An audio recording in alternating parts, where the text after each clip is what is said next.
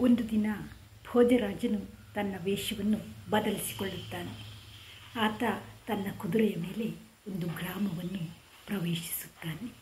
ಆಗ ಅಲ್ಲಿ ಒಬ್ಬ ವೃದ್ಧನು ಕಷ್ಟಪಟ್ಟು ಬಿಸಿಲಿನಲ್ಲಿ ಗಿಡಗಳನ್ನು ನೆಡುತ್ತಲೇ ಇದ್ದನು. ಅದನ್ನು ನೋಡಿದ ಭೋಜರಾಜ, ಅಯ್ಯೋ ವೃದ್ಧ, ಈ ವಯಸ್ಸಿನಲ್ಲಿ ನೀನು ಏಕೆ ಕಷ್ಟಪಟ್ಟು ಹಣ್ಣಿನ ಗಿಡಗಳನ್ನು ನೆಡುತ್ತಿರುವೆ?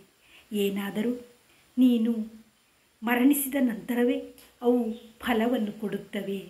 ಯೌವನದಲ್ಲಿ ಹೀಗೆ ಮಾಡಿದ್ದರೆ ನಿನಗೆ ಫಲ ಸಿಗುತ್ತಿತ್ತಲ್ಲ ಎಂದನು.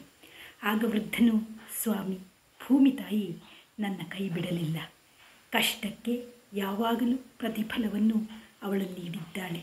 ನಾನು ಯೌವನದಲ್ಲಿ ಬಹಳ ಹಣ್ಣುಗಳನ್ನು ತಿಂದಿದ್ದೇನೆ. ಆದರೆ ಆ ಮರಗಳೆಲ್ಲ ನಾನು ನೆಟ್ಟವು ಅಲ್ಲವೇ ಅಲ್ಲ. ಯಾರೋ ನೆಟ್ಟ ಮರಗಳ ಫಲ ನಮಗೆ ಸಿಕ್ಕಿದೆ. ಆದುದರಿಂದ ನಾನು ಈಗ ಹಣ್ಣಿನ ಗಿಡಗಳನ್ನು ನೆಡುತ್ತಿದ್ದೇನೆ ಎಂದನು. ಈ ಹಣ್ಣಿನ ಗಿಡಗಳು ಬೆಳೆದು ದೊಡ್ಡ ಆಗಿ ಫಲಗಳನ್ನು ನೀಡುವವರೆಗೂ ನಾನೊಮ್ಮೆ ಬದುಕಿದರೂ ಬದುಕಬಹುದು. ಹಾಗೆ ಫಲಗಳು ಸಿಕ್ಕಿದರೆ ಮೊದಲು ರಾಜನಿಗೆ ಅವುಗಳನ್ನು ಒಂದು ಬುಟ್ಟಿಯ ತುಂಬ ಕೊಡಬೇಕು ಎಂದಿರುವೆ ಎಂದನು. ರಾಜನು ಹಾಗೆಯೇ ಅರಮನೆಗೆ ಹೋದನು. ಹೀಗೆ ವರ್ಷಗಳು ಕಳೆದವು. ಸುಮಾರು ವರ್ಷಗಳ ನಂತರ ಅದೇ ವೃದ್ಧನು ರಾಜನ ಅರಮನೆಗೆ ಬರುತ್ತಾನೆ. ಆಗ ಭಟರು ಅವನನ್ನು ಓಡಿಸಲು ತಡೆಯಲು ಪ್ರಯತ್ನಿಸುತ್ತಾರೆ. ಆಗ ಭೋಜರಾಜ ಅವರಿಗೆ ಅವನನ್ನು ಒಳಗೆ ಬಿಡುವಂತೆ ಹೇಳುತ್ತಾನೆ. ಆಗ ವೃದ್ಧನು ಸಂತೋಷದಿಂದ ಬುಟ್ಟಿಯ ತುಂಬ ಹಣ್ಣುಗಳನ್ನು ತಂದು ಭೋಜರಾಜನಿಗೆ ನೀಡುತ್ತಾನೆ. ಭೋಜರಾಜ ಮೊದಲಿನ ಪ್ರಸಂಗವನ್ನು ನೆನಪಿಸಿಕೊಳ್ಳುತ್ತಾನೆ.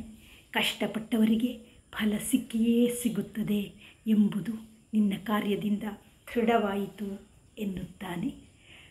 ನಿಜ, ಯೋಚಿಸಿ ನೋಡಿ, ನಮ್ಮ ಬದುಕಿನಲ್ಲಿ ನಾವು ಅನೇಕ ಸುಖಗಳನ್ನು ಪಡೆಯುತ್ತಿದ್ದೇವೆ, ಹಣ್ಣುಗಳನ್ನು ತಿನ್ನುತ್ತಿದ್ದೇವೆ. ಆದರೆ ಅವುಗಳೆಲ್ಲ ಯಾರೋ ನಿಟ್ಟ ಪ್ರಯತ್ನದಿಂದ ಬೆಳೆದಿವೆ. ನಮ್ಮ ಭೂಮಿಯೂ ಹಾಗೆ. ನಮ್ಮ ಹಿರಿಯರು ಅದನ್ನು ಉಳಿಸಿದ್ದಾರೆ, ನಮಗೆ ನೀಡಿದ್ದಾರೆ. ಆದುದರಿಂದ ನಾವು ಭೂಮಿಯನ್ನು ಉಳಿಸುವುದು ನಮ್ಮ ಕರ್ತವ್ಯ ಎಂದು ತಿಳಿದುಕೊಳ್ಳಬೇಕು. ನಾವು ಸತ್ಕರ್ಮಗಳನ್ನೇ ಮಾಡಬೇಕು. ಸತ್ಕರ್ಮಗಳ ಫಲ ನಮಗೆ ದೊರೆಯುತ್ತದೆ ಎಂದಲ್ಲ. ಯಾರೋ ಮಾಡಿದ ಸತ್ಕರ್ಮಗಳ ಫಲ ನಮಗೆ ಈಗ ದೊರೆಯುತ್ತದೆ. ಆದುದರಿಂದ ನಾವು ಮಾಡಿದ ಸತ್ಕೃತ್ಯಗಳ ಫಲ ಮತ್ತೊಬ್ಬರಿಗೆ ದೊರಕಬೇಕು. ಹೀಗೆ ಯೋಚಿಸಿದಾಗ ಮಾತ್ರ ನಮ್ಮ ಪರಂಪರೆಗೆ ಒಳಿತು ಸಿಗುತ್ತದೆ, ನಮ್ಮ ದೇಶ ಸಮೃದ್ಧವಾಗುತ್ತದೆ. ಆದುದರಿಂದ ಕೃಷಿಯನ್ನು ನಿರಂತರವಾಗಿ ಮಾಡುತ್ತಲೇ ಇರಬೇಕು. ಕಷ್ಟಪಟ್ಟಾಗ ಫಲ ದೊರಕುತ್ತದೆ, ಫಲ ಪ್ರಾಪ್ತಿಯಾಗುತ್ತದೆ. ನಮಗೇ ಆ ಫಲ ದೊರೆಯಬೇಕು ಎಂದು ಯಾವುದೇ ಕೆಲಸಗಳನ್ನು ಮಾಡಬಾರದು. ಸತ್ಕರ್ಮಗಳನ್ನೇ ಮಾಡುತ್ತಿರಬೇಕು. ಒಂದಲ್ಲ ಒಂದು ದಿನ ಸತ್ಕರ್ಮಗಳು ಫಲವನ್ನು ನೀಡುತ್ತವೆ.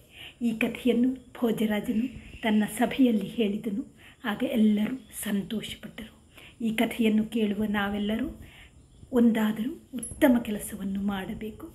ಅದರ ಫಲದ ಅಪೇಕ್ಷೆಯನ್ನು ಇಟ್ಟುಕೊಳ್ಳಬಾರದು. ನಾವು ನೆಟ್ಟ ಮರ ನಾಳೆ ಹಣ್ಣು ಬಿಡುತ್ತದೆ. ಯಾರೋ ನೆಟ್ಟ ಮರ ಈಗ ನಮಗೆ ಹಣ್ಣು ಕೊಡುತ್ತಿದೆ.